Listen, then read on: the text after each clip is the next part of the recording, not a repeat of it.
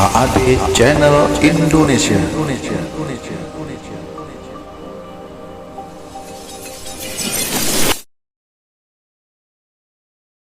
Wabarakatuh. Innal hamdalillah nahmaduhu wa nasta'inuhu wa nastaghfiruh wa na'udzu billahi ta'ala min shururi anfusina wa min sayyiati a'malina. Man yahdihillahu fala mudilla lahu wa man yudlil fala hadiya lahu. Wa asyhadu an la ilaha illallah wahdahu la syarika lahu wa asyhadu anna Muhammadan 'abduhu wa rasuluh. Ya ayyuhalladzina amanu taqullaha haqqa tuqatih wa la tamutunna illa wa antum muslimun. Ya ayyuhan nasu taqu rabbakumul ladzi khalaqakum min nafsin wahidah wa khalaqa minha zawjaha wa batha minhuma rijalan katsiran wa nisaa'a wattaqullaha alladzi tasaaluna bihi wal arham innallaha kana 'alaikum raqiba. Ya ayyuhalladzina amanu taqullaha wa qulu qawlan sadida yuslih lakum a'malakum wa yaghfir lakum dhunubakum wa may yuti'illaha wa rasulahu faqad faza fawzan 'azima. Amma ba'd, fa inna asdaqal hadithi kitabullah wa khairal hadi hadi Muhammadin sallallahu alaihi wasallam wa syarrul umuri muhdatsatuha wa kullu muhdatsatin bid'ah wa kullu bid'atin dhalalah wa kullu dhalalatin finnar. Ikhwani fillah rahimani wa rahimakumullah. Kita melanjutkan kembali pembahasan kitab Nurus Sunnah wa Dhulumatul Bid'ah yang ditulis oleh Syekh Sa'id ibn Ali ibn Wahab Al-Qahtani rahimahullahu ta'ala. Pada pertemuan sebelumnya kita masih membahas bab yang ketujuh, yaitu Anwa'ul Bid'ah Indal Kubur, macam-macam kebid'ahan yang terjadi di kuburan. Di antaranya kemarin sudah kita sampaikan adalah bid'ah di kuburan. Yang pertama yaitu seseorang datang ke kuburan, kemudian dia meminta-minta hajatnya langsung kepada penghuni kubur itu, bukan kepada Allah Subhanahu wa ta'ala, dengan dia mengatakan ya Syekh Fulan, ya Wali Fulan, ya Habib Fulan, atau yang semisal dengannya. Dia memohon untuk dikabulkan hajat-hajatnya ke penghuni kubur tersebut. Ini bid'ah, namun tingkatannya bid'ah mukaffirah, bisa mengeluarkan pelakunya dari Islam karena termasuk syirik akbar. Kemudian yang kedua adalah yaitu seorang datang ke kuburan dan dia meminta kepada Allah, bukan kepada kuburan tersebut, namun dia meminta kepada Allah.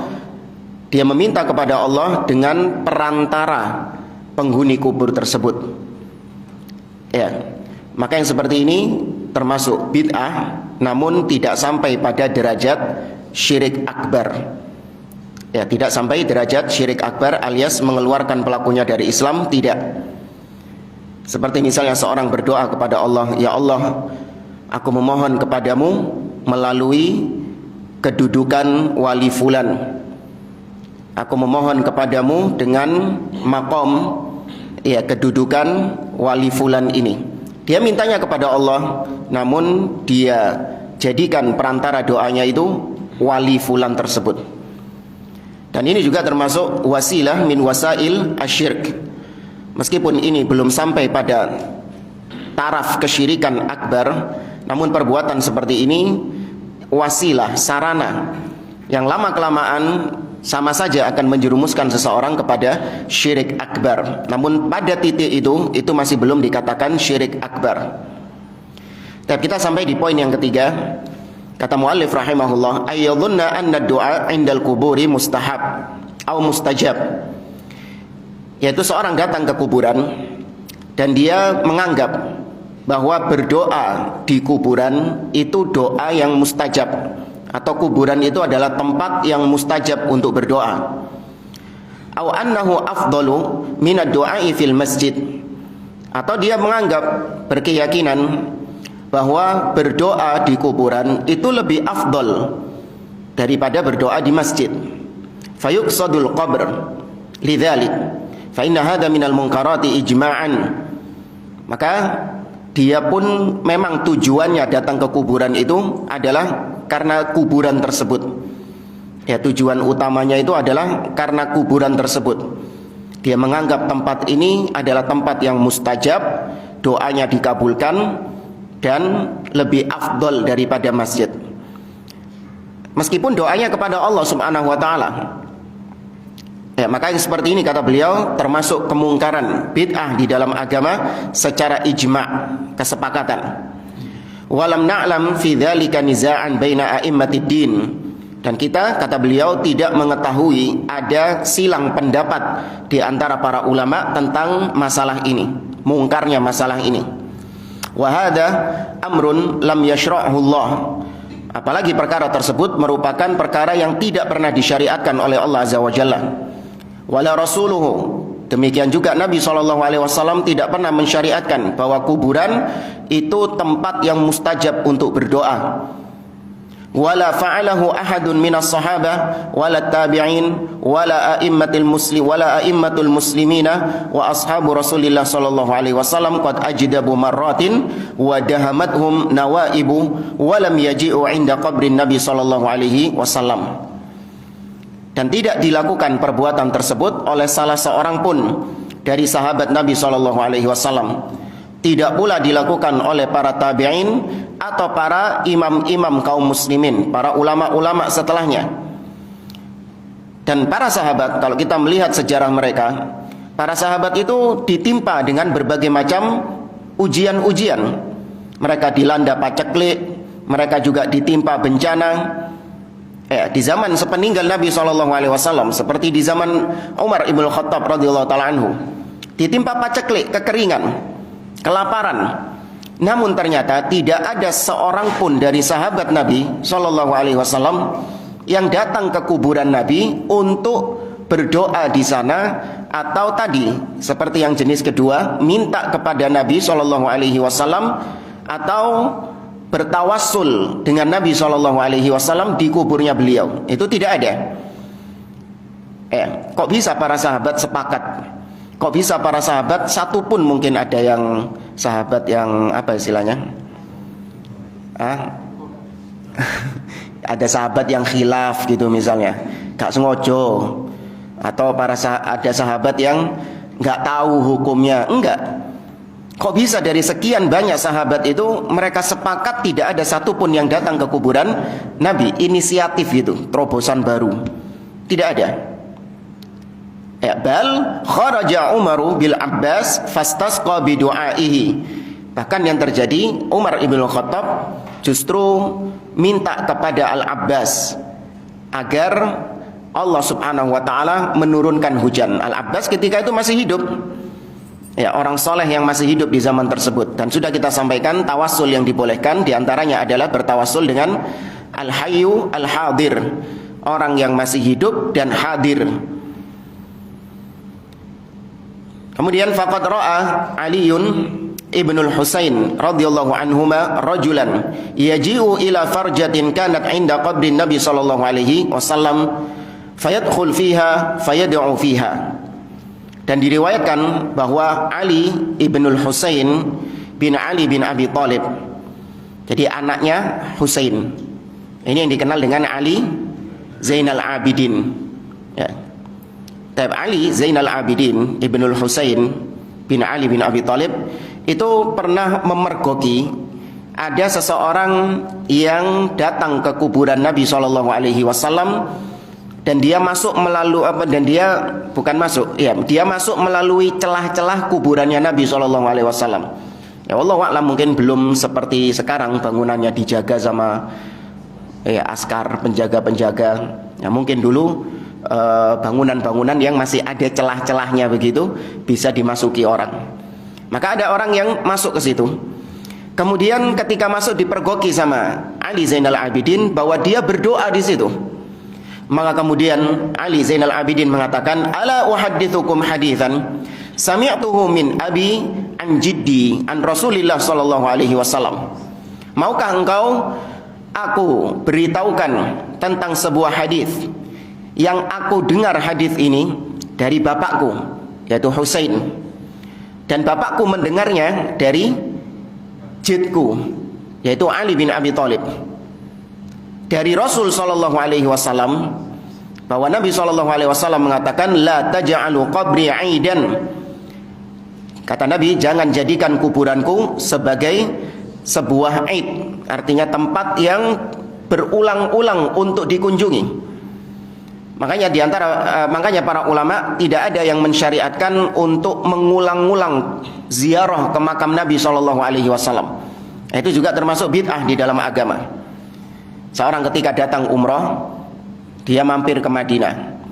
Maka mampir ke Madinah, hendaklah yang dijadikan tujuan awal niatnya dia ke Madinah adalah untuk mengunjungi Masjid Nabawi, bukan kubur Nabi SAW.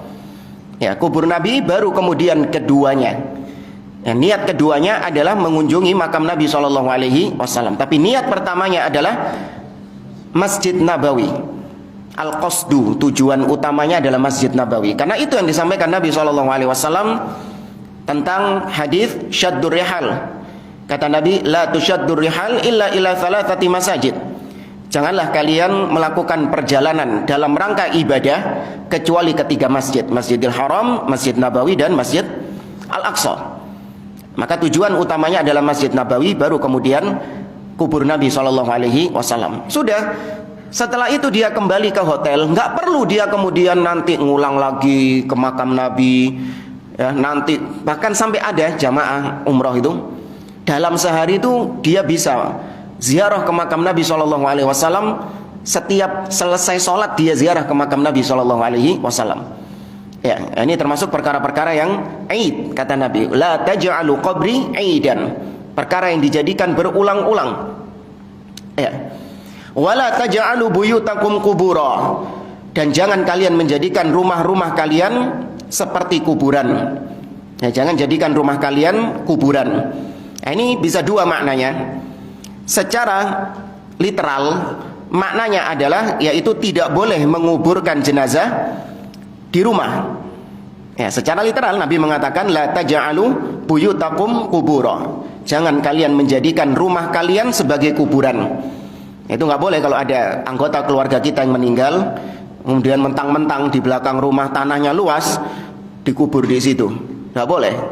Harus dibawa ke pekuburan kaum muslimin. Kecuali Nabi SAW, lahu hukmun khas. Ada hukum yang khusus berkaitan dengan Nabi dan Rasul. Ya. Atau makna yang kedua, tidak boleh menjadikan rumah seperti kuburan, yaitu jangan menjadikan rumah kalian seperti kuburan, yaitu kuburan adalah tempat yang tidak dibacakan Al-Quran di situ. Ya, karena tidak ada namanya baca Quran di kuburan. Maka jangan jadikan rumah kalian seperti itu, kosong dari bacaan Al-Quran, tidak dibacakan Al-Quran di dalamnya.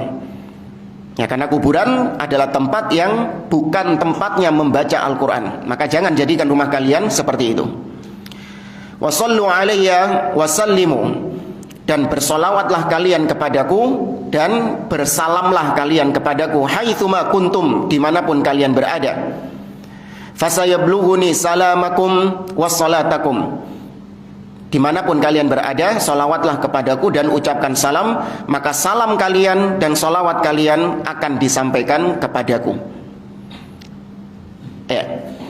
Maka di sini Ali Zainal Abidin menasehati orang tersebut dengan hadis Nabi SAW bahwa perbuatannya adalah perbuatan yang dilarang oleh Nabi. Wa wajhud dalalah anna qabran Nabi SAW afdalu qabrin ala wajhil ard. Sisi pendalilan dari apa yang sedang kita bahas, sisi pendalilannya adalah kubur Nabi SAW adalah kuburan yang paling mulia, paling afdol di antara semua kuburan-kuburan yang ada.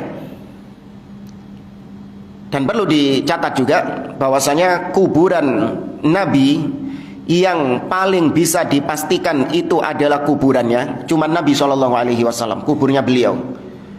Adapun kuburan-kuburan para nabi yang lain itu nggak bisa dipastikan kesahihannya. Kuburannya Nabi Musa, di mana kuburannya Nabi Musa? Ada pernah kita kunjungi di perbatasan antara kota Jericho dengan Yerusalem. Itu ada kuburannya Nabi Musa. Dan anehnya kuburannya Nabi Musa ini terpencil di gunung yang tinggi dan hanya ada bangunan masjid. Ya, padahal kita tahu kalau seandainya memang benar itu kuburan Nabi Musa, maka yang pertama kali untuk pengen ngerebut tempat itu siapa? Orang-orang Yahudi. Nabi Musa ini luar biasa, dimuliakan, disucikan, dihormati sama orang-orang Yahudi. Tapi ternyata enggak, cuman orang Muslim yang mengelola tempat tersebut. Ya, enggak ada bau-bau Yahudinya, enggak ada campur tangan Yahudinya di situ. Ini keanehan juga. Beda kalau Nabi Daud alaihissalam. Nabi Daud di Al-Quds di Yerusalem itu memang sudah menjadi sinagog. Ya, tempat ibadahnya orang Yahudi di situ. Makamnya Nabi Daud alaihissalam. Itu pun juga nggak bisa dipastikan, apalagi cuman dikelola sama orang Yahudi yang kita tahu mereka adalah kaum yang pendusta. Ya, kemudian di Yordan ada makamnya Nabi Syuaib. Tuh makamnya. Ya. Kemudian makam Nabi Hud di Yordan juga, dan makam-makam nabi-nabi yang lain. Makam Nabi Ibrahim di Hebron Al-Khalil. Ya, Hebron kota Al-Khalil, sama di Palestina juga. Ya, ini semua makam-makam nabi dan rasul ini tidak bisa dipastikan kebenarannya. Ya, berbeda dengan Nabi Muhammad SAW, dipastikan bahwa itu makam beliau. Baik, kembali ke pembahasan kita. Makam Nabi adalah makam yang paling afdol ala wajhil ard, di atas muka bumi ini. Wa qad naha an ittikhadihi 'aidan. Dan meskipun makam Nabi adalah makam yang paling afdol, Nabi melarang untuk menjadikan makam beliau sebagai aid yang tadi dikunjungi secara berulang-ulang dengan meyakini keutamaannya, keafdolannya, atau mungkin berdoa di situ. Fa ghairuhu aula bin nahi kainan makana. Maka kalau Nabi saja, makamnya Nabi nggak boleh dijadikan seperti itu, maka tentu selain Nabi lebih tidak boleh lagi, lebih dilarang lagi.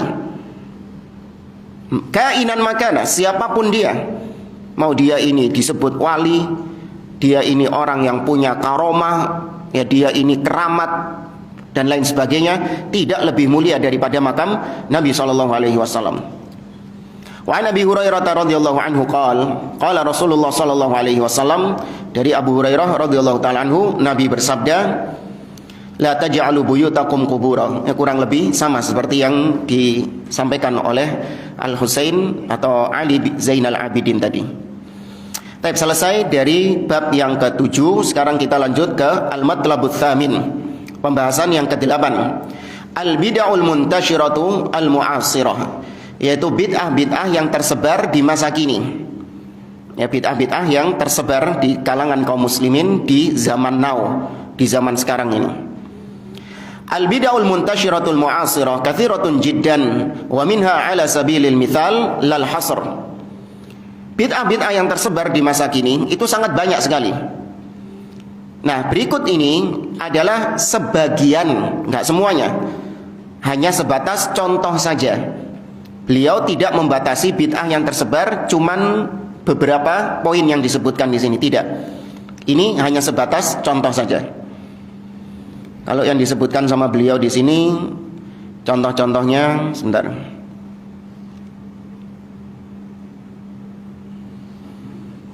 Ya, bid'atul ihtifal bil maulidin nabawi. Yang pertama adalah bid'ahnya peringatan hari kelahiran Nabi SAW atau maulid Nabi SAW. Kemudian bid'ah yang tersebar berikutnya adalah bid'atul ihtifal bi awwali lailati jum'ah min syahri Rajab. Bid'ahnya peringatan malam Jumat pertama di bulan Rajab dengan puasa, kemudian baru buka puasa langsung melaksanakan sholat apa? Raghaib. Ya, kait buka, baru buka puasa sudah melaksanakan sholat raghaib yang panjang sekali, yang wallahu a'lam sampai isya nututi apa enggak. Kemudian yang ketiga, bid'atul ihtifal bilailatil Isra wal Mi'raj. Bid'ahnya peringatan malam Al-Isra dan Al-Mi'raj. Yang keempat, al-ihtifal bilailatin nisfi min Sya'ban. Peringatan malam nisfu Sya'ban, pertengahan bulan Sya'ban. Yang kelima adalah at-tabarruk. Ya, at-tabarruk, ngalap berkah. Dan yang tadi keberapa? Kelima ya. Yang kelima, yang keenam adalah bid'atun mungkaratun mukhtalifatun. Bid'ah-bid'ah yang mungkar bermacam-macam. Nah, ini rincian-rincian bid'ahnya.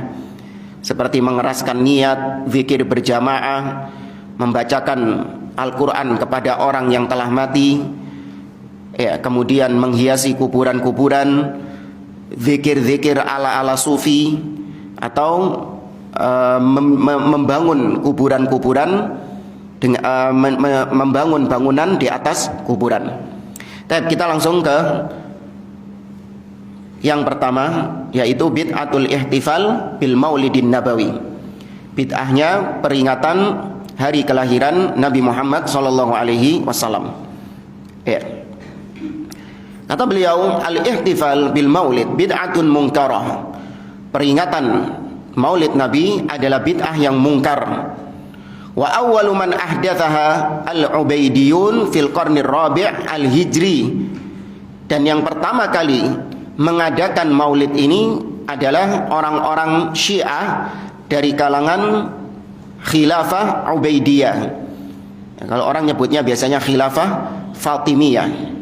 Ya, padahal nama Fatimah radhiyallahu taala anha itu terlalu mulia untuk dijadikan nama sama orang-orang najis seperti itu.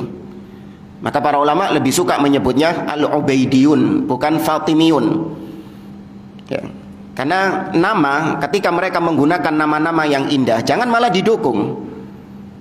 Itu kaidahnya para ulama kayak gitu. Ketika mereka, orang-orang khabith, memunculkan nama-nama yang bagus untuk menamai mereka, maka kita nggak usah latah ikut-ikutan menamainya, nggak usah mensupportnya. Sama seperti misalnya tadi, negara Yahudi yang sekarang menjajah Palestina, mereka menamakan negara mereka dengan nama yang mulia, yaitu Israel. Israel nama siapa? Nabi Yakub alaihi salam. Maka para ulama tidak sudi nyebut negara mereka dengan Israel. Mereka lebih suka menyebut negara mereka dengan negara Yahudi, atau negara Palestina yang terjajah, atau negara Zionis, dan kalimat-kalimat yang tidak menunjukkan, malah mensupport nama tersebut. Gak ridho mereka. Nah, sama juga di zaman sekarang, orang-orang kaum LGBT, mereka menamakan diri mereka dengan kaum pelangi. Ya, pelangi ini sesuatu yang indah atau jelek? Sesuatu yang bagus. Ya, maka jangan ikut-ikutan menamai mereka, menjuluki mereka dengan kaum pelangi, enggak kebagusan. Ya, kaum kotoran misalnya. Atau kaum apa nih? Iya, pokoknya kasih julukan-julukan yang jelek, jangan malah dikasih julukan-julukan yang bagus. Mensupport mereka itu jadinya itu. Dan naudzubillah, sebagian kaum muslimin latah ikut-ikutan menyebut mereka dengan kaum pelangi. Insyaallah kita pernah ngelihat ada poster pengajian. Nah, ini nggak tahu yang salah ustadznya atau penyelenggaranya, wallahu a'lam. Ada pengajian tentang pembahasan bahaya LGBT atau yang semisal dengannya. Tapi backgroundnya masya Allah gambar pelangi. Ya, backgroundnya itu gambar pelangi. Ini malah mensupport mereka. Karena kita ini kalau ketika ngelihat pelangi, karena terbiasanya kita ini dijejali dengan pelangi itu LGBT, pelangi itu LGBT. Kita pernah ketika habis hujan ngelihat pelangi, otomatis yang terbetik dalam benak kita apa? LGBT gitu. Akhirnya malah gak indah lagi, paham ya Pak ya? Dulu kita seneng lihat pelangi gitu loh. Seneng kita ngelihat pelangi itu dulu. Ada habis hujan ngelihat pelangi itu seneng, dilihat terus, bahkan difoto. Nah, karena muncul kaum LGBT menamakan diri mereka sebagai kaum pelangi, sebagian kita ngelihat pelangi itu, wah kok elek ya. Akhirnya elek gini, kok elek gini kan? Kok jijik gini. Padahal enggak indah. Cuman gara-gara kita terbiasa saja mengaitkan antara LGBT dengan pelangi, maka mulai sekarang dipisahkan. Ya, pelangi ini adalah makhluk Allah yang indah. Jangan ikut-ikutan menyebut mereka dengan kaum pelangi, tapi sebut dengan julukan-julukan yang kotor. Kembali ke sini, Maulid Nabi itu pertama kali diadakan oleh orang-orang Al-Ubaidiyun dari Daulah Ubaidiyah. Daulahnya atau daulahnya Rafidah Syiah pada abad keempat Hijriyah, yang tercatat di dalam sejarah. Peringatan Maulid terjadi pertama kali pada abad keempat Hijriyah. Maulid Nabi, orang-orang Ubaidiyun itu punya maulid-maulid yang lain. Maulid Nabi, Maulid Fatimah, Maulid Ali, Maulid Husain, dan Maulid Raja yang berkuasa. Di mereka itu ada 5 perayaan Maulid, ya, dan mereka yang mengadakannya. Dan saya pernah lihat ada tokoh Syiah di negeri kita, ketika dialog debat pendekatan antara Ahlus Sunnah dengan Syiah, ada tersebar di YouTube, sudah lama videonya. Tokoh Syiah ini, dia mengatakan bahwa banyak amalan-amalan Syiah yang dilakukan oleh Ahlus Sunnah katanya. Maksudnya Ahlus Sunnah ya Ahlul Bidah. Seperti apa? Maulid Nabi itu amalan Syiah yang juga dilakukan oleh orang-orang Sunni, kata mereka. Dan orang Sunninya, Ahlus Sunnahnya, diam saja, tidak membantahnya. Berarti ini apa? Mengakui, setuju kalau memang asalnya perayaan Maulid Nabi itu adalah diada-adakan oleh orang-orang Syiah Rafidah. Wa qad bayyana al-ulama'u qadiman wa hadithan butlana hadhihi al-bid'ah radda ala man ibtada'aha wa 'amila biha. Dan para ulama dari zaman dahulu sampai zaman sekarang, mereka menjelaskan kepada umat tentang batilnya bid'ah yang satu ini. Dan mereka membantah syubhat-syubhat orang-orang yang membela adanya Maulid Nabi SAW dan mengamalkan Maulid Nabi. Dibantah syubhatnya. Karena nanti insya Allah kita nukilkan sedikit juga dari apa yang ditulis atau apa yang pernah dikaji oleh Syekh Abdul Aziz Ar-Rais hafizahullah ta'ala tentang pendalilan-pendalilan orang-orang yang mendukung adanya Maulid Nabi SAW. Dibantah syubhatnya bahwa itu bukan dalil Maulid. Anda mau bawakan ayat apapun, mulai surat Al-Fatihah sampai An-Nas, Anda mengatakan bahwa itu dalilnya Maulid Nabi, maka kita cuma tanya satu, para sahabat, mereka tahu nggak kalau itu dalilnya Maulid? Wis, itu saja pertanyaannya. Mereka membawakan firman Allah misalnya dalam surah Yunus, qul bifadlillahi wa birahmatihi fabidzalika falyafrahu wa khairun mimma yajma'un. Katakanlah, apakah dengan karunia Allah dan dengan rahmat Allah, maka hendaklah kalian, dengan karunia dan rahmat Allah itu, maka hendaklah kalian falyafrahu, hendaklah kalian bergembira. Dan Nabi adalah rahmat, salah satu rahmat Allah, ya kan? Nabi SAW adalah salah satu dari rahmat Allah Subhanahu wa taala. Wa ma arsalnaka illa rahmatan lil alamin. Berarti Allah memerintahkan kita untuk falyafrahu, bergembira dengan rahmat Allah. Maka ini bentuk kegembiraan kita dengan rahmat Allah yang terbesar, yaitu kelahiran Nabi Muhammad SAW. Mereka bawakan dalil, maka kita balas, kalau itu dalilnya Maulid, para sahabat tahu nggak kalau itu dalilnya Maulid? Padahal para sahabat meruh gak ayat itu?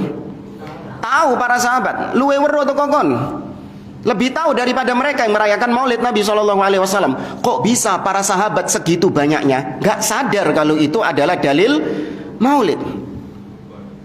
Apakah mereka kelalen? Iya, gak kepikiran awak dewe yo. Gak kepikiran kita ya.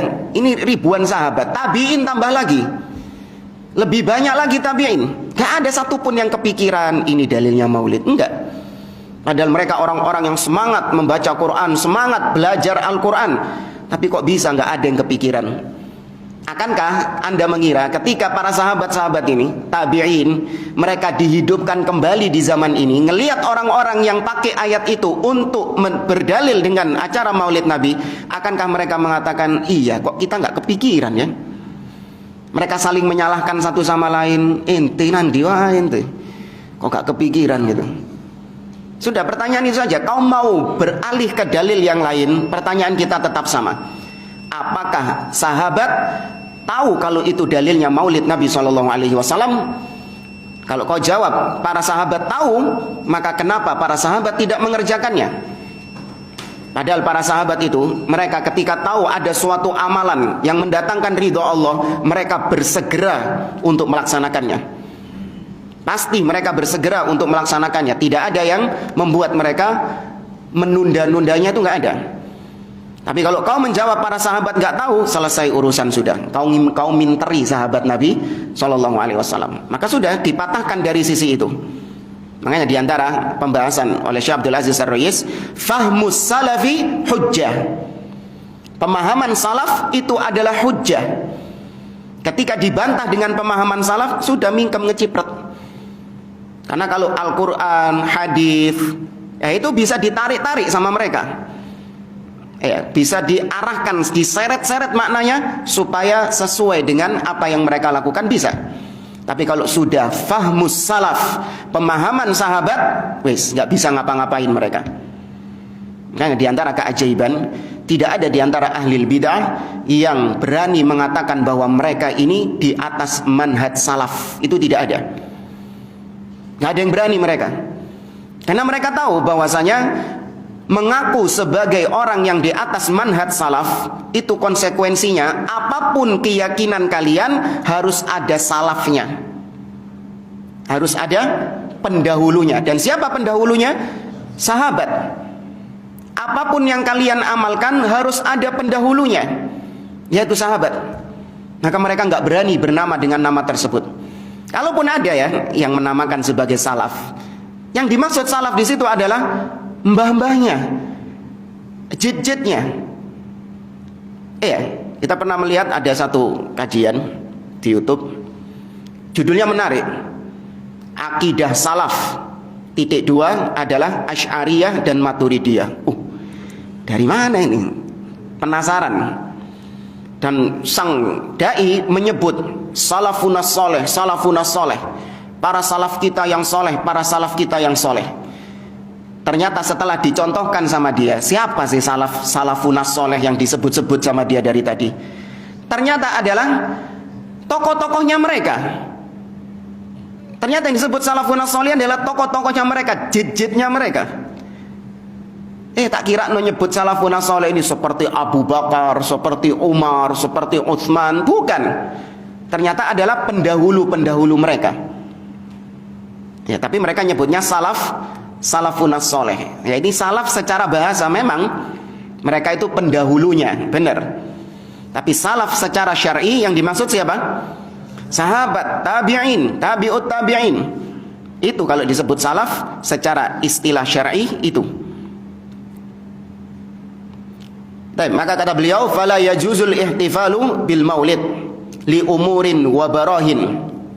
Maka tidak boleh merayakan peringatan maulid Nabi dengan alasan-alasan dan bukti-bukti berikut ini. Di antara alasan kenapa peringatan maulid Nabi SAW itu tidak boleh, yang pertama, al-ihtifal bil maulid minal bid'il muhdatsah fid din allati ma anzalallahu biha min sultan.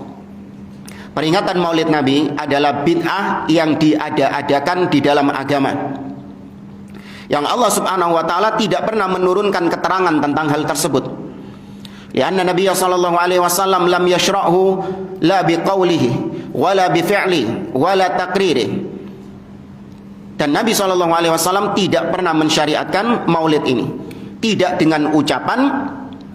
Nabi tidak pernah mensyariatkan dengan perbuatan, dan Nabi tidak pernah mensyariatkan dengan takrir, persetujuan. Ya, nanti insya Allah kita bahas juga, karena sisi syubhatnya mereka, Nabi pernah melakukan maulid. Apa? puasa Senin. Ya, itu dijadikan dalil juga Nabi Maulid. Ya. Nanti ada pembahasan khusus, tapi pembahasan jawaban secara ringkasnya, kalau Nabi merayakan Maulid dengan cara puasa, kenapa kalian nggak ngikut puasa juga? Kenapa kau harus merayakan dengan perayaan-perayaan seperti yang kalian lakukan sekarang? Paham di sini jamaah? Ya, itu jawaban ringkasnya gitu. Kalau Nabi kata kalian merayakan Maulid dengan puasa, ya wis poso. Bukankah sebaik-baik petunjuk adalah petunjuk Nabi SAW? Wa huwa qudwatuna wa imamuna, padahal Nabi adalah suri tauladan kita. Nabi adalah imam panutan kita. Qala Allahu azza wa jalla, "Wa ma atakumur rasulu fakhudhu wa ma nahakum anhu fantahu." Allah berfirman, dan apapun yang didatangkan Rasul kepada kalian maka ambil, dan apa-apa yang Rasul melarang kalian darinya maka tinggalkan. Allah juga mengatakan, laqad kana lakum fi rasulillahi uswatun hasanah liman kana yarjullaha wal yawmal akhir wa dzakarallaha katsira. Sungguh telah ada suri tauladan pada diri Rasul untuk kalian. Ya, uswatun hasanah bagi orang-orang yang mengharapkan perjumpaan dengan Allah dan hari akhir, dan dia banyak mengingat Allah Subhanahu wa taala. Wa qala Nabi sallallahu alaihi wasallam, Nabi sallallahu alaihi wasallam bersabda, man ahdatsa fi amrina hadza ma laysa min fahuwa raddun. Barang siapa yang mengada-ngadakan, membuat-buat perkara yang baru fi amrina hadza. Kata Al-Imam Al-Hafidh Ibnu Hajar dalam Fathul Barinya ketika mensyarah hadis ini, fi amrina hadza ay fi dinina. Dalam agama kami, mengada-ngadakan perkara baru dalam masalah agama. Maka jangan lagi mengatakan, oh kalau gitu haji nggak usah pakai pesawat, tapi pakai unta. Ya. Ini jangan ke taman safari orang-orang kayak gini. Fi amrina hadza fi dinina. Dalam agama kami sudah jelas Nabi mengkhususkan bid'ah yang dilarang adalah dalam perkara-perkara agama, bukan dalam perkara-perkara duniawi. Sesuatu yang bukan darinya maka tertolak. Ya. Kemudian yang kedua, kenapa peringatan Maulid Nabi itu adalah perkara yang terlarang? Al-khulafa'ur rasyidun wa man ma'ahum min ashabin Nabi sallallahu alaihi wasallam lam yahtafilu bil Maulid. Para sahabat Nabi sallallahu alaihi wasallam, atau termasuk diantaranya para khulafa Abu Bakar, Umar, Uthman, Ali, khalifah-khalifah yang Nabi SAW perintahkan kita untuk berpegang dengan sunnahnya. Alaikum bisunnati wa sunnati al-khulafa'ir rasyidin al-mahdiyyin min ba'di. Mereka ini tidak ada satupun yang merayakan Maulid Nabi SAW. Walam yad'u ilal ihtifali bihi, dan tidak ada yang menyeru manusia untuk merayakannya. Wahum khairul ummati ba'da nabiyha, padahal mereka adalah manusia terbaik di umat ini setelah Nabi SAW. Waqad qala sallallahu alaihi wasallam fi haqqil khulafa'ir rasyidin alaikum bisunnati, dan seterusnya. Padahal Nabi sudah memerintahkan kita untuk berpegang dengan sunnahnya para sahabat, diantaranya sunnah para khulafa'ur rasyidin. Ya, addu 'alaiha bin nawajid, kata Nabi. Tamassaku biha, addu 'alaiha bin nawajid. Pegang erat sunnah tersebut dan gigit dengan gigi geraham kalian. Wa iyyakum wa muhdatsatil umur fa inna kulla muhdatsatin bid'ah wa kulla bid'atin dhalalah. Kemudian alasan yang ketiga, al-ihtifalu bil maulid min sunnati ahli zaighi wad dhalal. Peringatan Maulid Nabi SAW termasuk sunnahnya orang-orang yang menyimpang lagi sesat. Ya, termasuk kebiasaan orang-orang yang menyimpang dan sesat. Fa inna awwala man ahdatsal ihtifala bil maulid al-fatimiyun al-ubaidiyun. Orang-orang yang pertama kali mengada-ngadakan peringatan Maulid Nabi adalah al-fatimiyun al-ubaidiyun. Nah, ini beliau hanya menyebutkan dalam rangka untuk mempertegas. Ya, tapi secara asal istilah al-fatimiyun ini tidak diridhoi oleh para ulama untuk menjaga kehormatan Fatimah radhiyallahu taala anha. Fatimah berlepas diri dari kesesatan mereka. Nah, dulu ketika kita dengar istilah Daulah Fatimiyah, ya tanpa melihat sejarahnya, maka kita akan menganggap bahwa Fatimah itu ikut andil dalam pendirian daulah ini. Namanya saja daulah Fatimiyah. Otomatis orang ketika dikatakan daulah Fatimiyah, yang terbetik di otaknya adalah, wah ini apa istilahnya, muassisnya, ya pendiri pertamanya adalah Fatimah radhiyallahu taala anha. Padahal jauh setelah Fatimah wafat, ya tidak ada hubungannya dengan Fatimah, bahkan Fatimah berlepas diri dari akidah mereka. Diadakan pada abad keempat Hijriah. Wa qad intasabu ila Fatimata radhiyallahu anha zulman wa zura wa buhtanan. Ini kata beliau dijelaskan, mereka menisbatkan daulah mereka kepada Fatimah radhiyallahu taala anha secara zalim, secara dusta. Mereka nisbatkan daulah mereka yang penuh dengan kesesatan dan penyimpangan kepada Fatimah. Wa hum fil haqiqah minal yahud. Padahal hakikatnya orang-orang Rafidhah ini itu dari kalangan Yahudi, Abdullah bin Saba. Waqila minal majus. Sebagian ulama mengatakan bahwa orang-orang Rafidhah itu berasal dari Majusi, Persia. Waqila minal mulahida.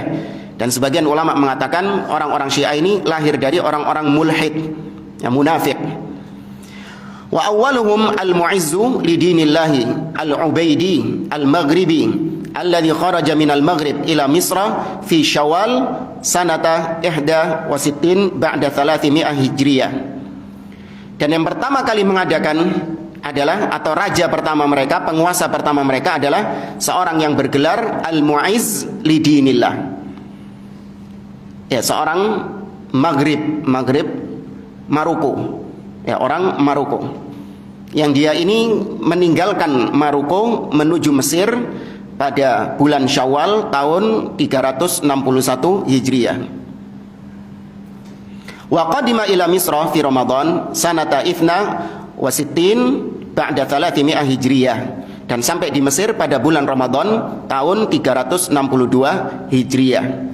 Ini yang dinukil beliau dari kitab Al-Bidayah wan Nihayah oleh Al-Imam siapa? Ibnu Katsir rahimahullah taala. Fahal li'aqilin muslimin an yuqallidar rafidata wa yattabi' sunnatahum wa yukhalifu hadya nabiyhi Muhammadin sallallahu alaihi wasallam. Maka setelah kita tahu dari sejarah bahwa yang pertama kali mengadakan Maulid Nabi sallallahu alaihi wasallam adalah orang-orang seperti ini, orang-orang Syiah Rafidah yang berkiblat atau yang berasal dari Yahudi, berasal dari Majusi, berasal dari munafik. Apakah setelah membaca sejarah ini, adakah orang muslim yang masih punya akal mengikuti sunnahnya orang-orang Syiah dan menyelisihi sunnahnya Nabi SAW? Maka seorang muslim yang berakal pasti sadar bahwa hal-hal semacam ini itu tidak layak dikerjakan atau diamalkan oleh seorang muslim. Kurang berapa menit? 3 menit. Hah?